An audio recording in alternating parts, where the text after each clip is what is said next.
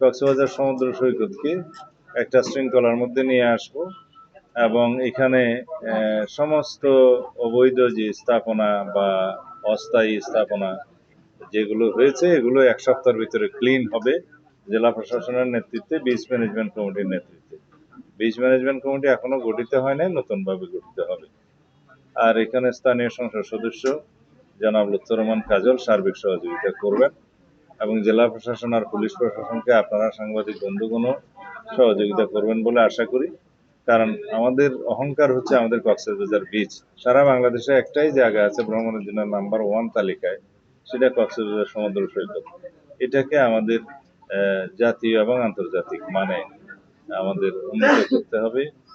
আর সেটা করতে গেলে যাতে আমাদেরকে এই বিচে একটি মানে কোন রকমের ময়লা আবর্জনা না থাকে এবং কোনো অবৈধ স্থাপনা না থাকে এবং এমন কোনো বিষয় আমরা ওখানে না আনি যাতে পর্যটকদের জন্য কোনো অসুবিধার সৃষ্টি হয় এবং দৃষ্টিকটু লাগে। দ্বিতীয় হচ্ছে আইন শৃঙ্খলা পরিস্থিতির সার্বিক উন্নয়নের লক্ষ্যে কক্সবাজার জেলাতে পুলিশ প্রশাসনের নেতৃত্বে এবং সার্বিক সহযোগিতায় জনাব লুৎফর রহমান কাজল স্থানীয় সংসদ সদস্য তার সহযোগিতা এবং তত্ত্বাবধানে এখানে সিসিটিভি ক্যামেরা সারা শহরে বসানো হবে। 3 নম্বর হচ্ছে মাদক এবং জুয়া, অনলাইন জুয়া, এগুলো বন্ধের জন্য আমরা যা কিছু প্রয়োজন সর্বোচ্চ প্রচেষ্টা করব। সেই জন্য আমরা পরিকল্পনা গ্রহণ করার জন্য আইন শৃঙ্খলা বাহিনীকে যারা এখানে সংশ্লিষ্ট আছে সবাইকে অনুরোধ করেছি।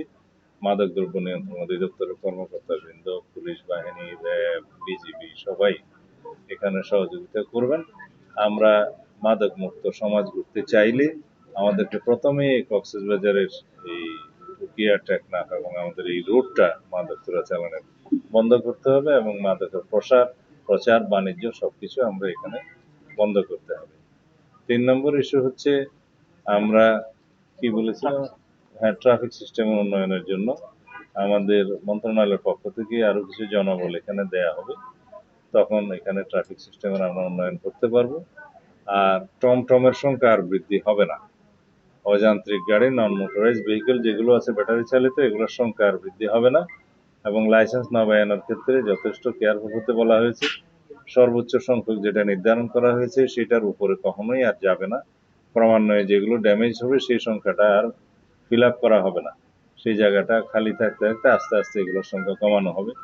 আর এক লাইসেন্সের অধীনে যেন একাধিক এই সমস্ত টমটম বা নন মোটরাইজ ভেহিকেল না চলে সেটা যথেষ্ট নজর দেওয়া হবে। যার লাইসেন্সে একাধিক এরকম বাহন চলবে তার লাইসেন্স বাতিল হবে। এইভাবে একটা সুশাসনের মধ্যে নিয়ে আসতে হবে আর গরিব মানুষরা যাতে কষ্ট না পায় সেদিকটা আমরা লক্ষ্য রাখবো।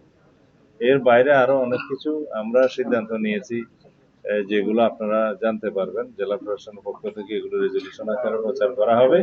আশা করি আমাদের সার্বিক সহযোগিতায় এবং সমাজের প্রত্যেক শ্রেণী পেশার মানুষের সহযোগিতায়, বিশেষ করে সাংবাদিক বন্ধুদের আন্তরিক সহযোগিতায় আমাদের আইন শৃঙ্খলা পরিস্থিতি উন্নয়ন সহ অন্যান্য সমস্ত বিষয়ে আমরা শৃঙ্খলা ফিরিয়ে আনতে পারব। ধন্যবাদ।